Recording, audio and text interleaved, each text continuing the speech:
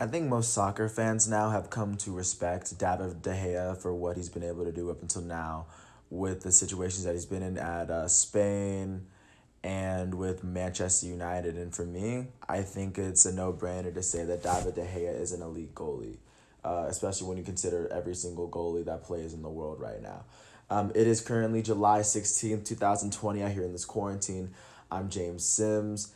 And in this episode of The Elite, I was going to get into David De Gea, one of the best goalies all around that I believe plays in soccer. To me, I feel like he's the most talented goalie. He has amazing reflexes. He has nice hands, and no, he has incredible eyes. I think that like he knows what's going on. He has incredible spatial awareness.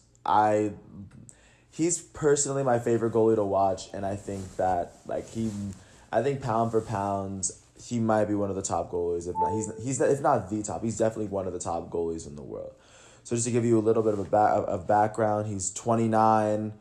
He's 6'4", originally from Madrid, and that's where he grew up. He played his youth career at Atletico Madrid. Eventually, he was called up to Atletico B, and he was eventually signed to Atletico Madrid as their goalie when he was 19 years old. And in the games that he played that season, he played 26 games, conceded 33 goals. That's and at 1.32 goals conceded in La Liga. And in his next season in La Liga for Atletico, he allowed 52 goals in 39 total games with them. And following that season, David De Gea would eventually be sold to Manchester United from Atletico back in 2011. He's been there ever since. And I mean, at that point, he was a 21-year-old goalie. He had proven himself to get to that point. He was sold for 25 million euros. And once he's gotten there, Man City's really kind of started winning. Once he got there in his 2011-2012 season, he finished with 38 total matches played, 38 total goals conceded, and 15 clean sheets on the season. He had he had 0.9 goals conceded per 90 minutes. This season, Manchester United would finish second in the Premier League, and they would end up losing in group stage and Champions League. But that was his first year there being a goalie, and he already established himself. He'd set himself apart from the other goalies in the Premier League, and in his first year there, he was the best goalie, and arguably he's been the best and most talented all-around goalie since. His next year there in 2013, in the 40 matches that he played, he only allowed 38 goals. In the 28 Premier League games he played, he only allowed 24. He had 11 clean sheets in the Prem. Manchester United would finish that season winning. They won the Premier League. They would get knocked out in the round of 16 in the Champions League. But that was the last time Manchester City won the Prem League.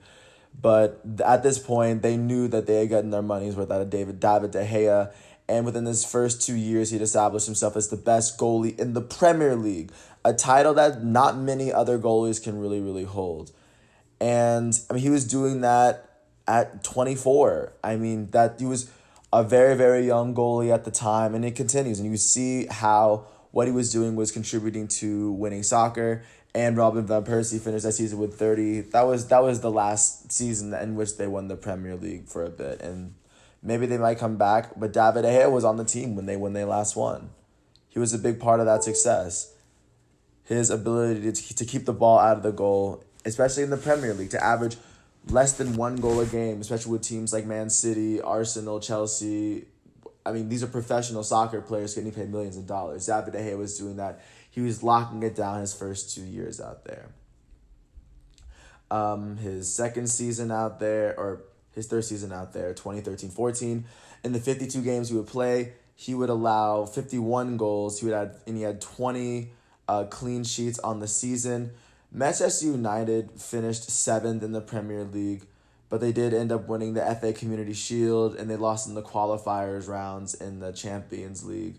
And that was, of course, when everything changed at Man United, especially around David De Gea at this time. But they weren't the team that they once were the year before, and that was fair. but David De Gea did a pretty good job of keeping the ball out of the net, especially for that season. Still keeping it the average around 1 goal conceded per game in the as a Premier League goalie, which is a very, very tough feat to do. He makes it seem like it's a very simple thing when it's most definitely not. And the next season is 2014-15 season, in his age 25 season.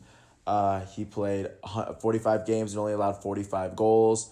35 goals conceded in 37 matches played in the Premier League. And of course, this year, Man U would finish fourth in the Premier League, which is still an impressive feat. They qualified back for the Champions League again. And looking at the goal differential, it seems as though David De Gea not allowing a lot of goals is definitely what kept Man U in that hunt, as Wayne Rooney, their lead scorer, only had 14 goals, which is not much, which is not a lot compared to Man United's past leading goal scorers, one of which being Cristiano Ronaldo. So that's what he was up to that season. His next season in 2015-16, he played 57 total games. He would go on to concede 47 games. He had 88 goals conceded. He finished with 25 clean sheets on the year, 15 clean sheets in the Premier League. Man U that year would finish fifth in the Premier League, but they would still win the FA Cup final. They lost in the group round of Champions League. And this was once when Wayne Rooney was kind of done. Anthony Martial was really kind of getting started. He was the team's leading scorer with 17 goals. And the next year would come to be a pretty interesting one for Man U. So in 2016-17, David De Gea ended up playing he played 50 matches. He conceded 40 goals. He allowed 27 goals in 35 matches in the Premier League. I think at that point, his best season. He had 14 clean sheets that year. He had a concession rate of 0.77 in the Premier League, which is an amazing feat. He's the best. I don't know who else would be a better goalie at that time in the Premier League doing what he was doing, despite the fact that Manchester United was no longer the team that they were when they signed him initially. And he could have been using that. You could have been using that potential, if Manchester United kind of kept it all going, if they were able to rebuild that. Many could argue that David De Gea would have a lot more success up until this point, but at the same time, I can go into hypotheticals all I want, but this is actually what happened. This season, Manchester United would finish sixth in the Champions League, but they would go on to win the English Football League Cup final, which is the domestic tournament. They won the FA Community Shield, a completely separate one, and they won the Europa League because they didn't qualify for Champions League. And Zlatan Ibrahimovic was their leading scorer. That was a very interesting season. That was the first season I watched Man U, and I really liked Man U at that point. That was a very, very fun season. But David De Gea definitely came through really, really big, especially in the big games, because they definitely came through in the tournaments. Their tournament games were way different than their actual Premier League games that year. So that was that season. In the 2017-2018 season with Man U, he played 37 matches in the Premier League and only allowed 27 goals. In his total 56 matches, he only allowed 43 with 24 total clean sheets, 18 in the Premier League. And you play 38 matches in the Premier League. Like, half of that is 19. He almost half of the games, he played 37. And in 18, half of the games he played in, he did not allow the other team to score a single goal. That is an elite season, and as you can see, as from what I've been saying, he's consistently kept his goal concession rate under 1 as a professional goalie playing in the Premier League, arguably the most competitive soccer league in the world. He's making other attacking fronts look like children, basically. That year, Man U would finish second in the Premier League. They would finish runners-up in the FA Cup final. They finished round of 16 in Champions League. Romelu Lukaku was their leading scorer with 27 goals, but they definitely brought it back, and David De Gea was definitely holding it down as the goalie that year. And this past season, more recently, Man U in their 38 games that they played. David De Gea allowed 51. He allowed 68 goals for the season in the 54 matches. He allowed 1.34 goals per game this season, more than his last couple of seasons. But that's still incredibly low. That's historically low for a goalie that plays in the Premier League. And even if this is falling off, this is still an elite concession rate for a goalie.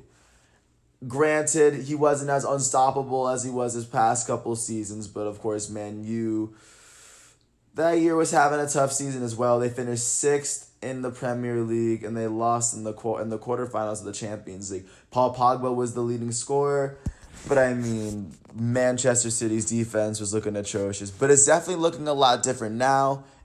And right now, it looks as though Manchester United, with 2 more games left, they're sitting tied with Leicester City in 5th place, right? Or they're tied for 4th place in points. So we're trying to see if they're trying to qualify for Champions League this year. And even in this season, David De Gea, in the 42 matches he's playing, he's only allowed 36 goals.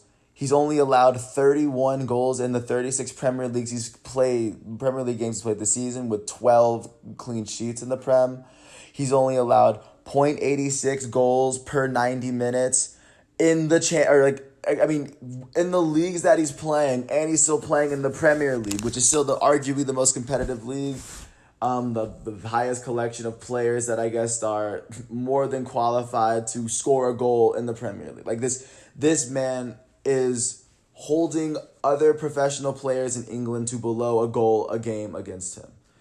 And this season is interesting. But if you look at David De Gea and look at the accomplishments he's been able to achieve, especially with the domestic cups at Atletico Madrid, he was able to come to Man U. They basically shipped him there, and he's been nothing but the best goalie, the most talented goalie that played in the Premier League. And I kind of feel for him, because the Man U wasn't the team it was when he got there. They completely just self-destructed about 2-3 years after he was gone, and they really couldn't come back. But De Gea was there, and he couldn't really get out.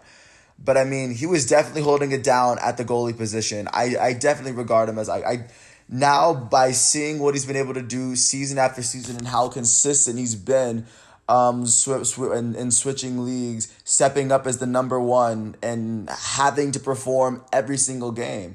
He was there when they won the Premier League. The last time Manchester United won the Premier League, David De Gea was the best goalie in Europe. That was 8 years ago, and David De Gea is still the best goalie in Europe. I don't know if there's much to say. There's not much more to say. I'm not sure if he's going to stay in Man U with everything that he's accomplished there. At this point, the decision is his. I think Man U, they might be doing what they can to build this team up, but it looks like they might be built to fight, as Man U or Man City and Liverpool, they're coming at each other. You never know what Man U's coming with. And I like how they've been under Ole Gunnar Scholes. I can't even pronounce his last name, but their new manager, and David De Gea as a goalie is as reliable as it comes. I don't know if he's gonna go down as one of the greatest goalies of all time, but I'm gonna look back at this era, and I'm gonna be like, okay, no, I remember David De Gea. David De Gea was a really good goalie. And with that, I really appreciate you for listening to all 14 minutes of this. See, I don't really know a lot of these soccer narratives, but I'm just getting into it. But I think it's worth looking into that this guy, since he got into the Premier League at 21, he's been kind of a wunderkind, but kind of all for it. He's been the best goalie in the Premier League since he's gotten there. I don't know if there's really been anyone close, except for, I guess goalies like, Alisson may have had a couple seasons like that when Liverpool's defensive line was the strongest in the world. But I'm looking at Manchester United's and what David De Gea has to work with.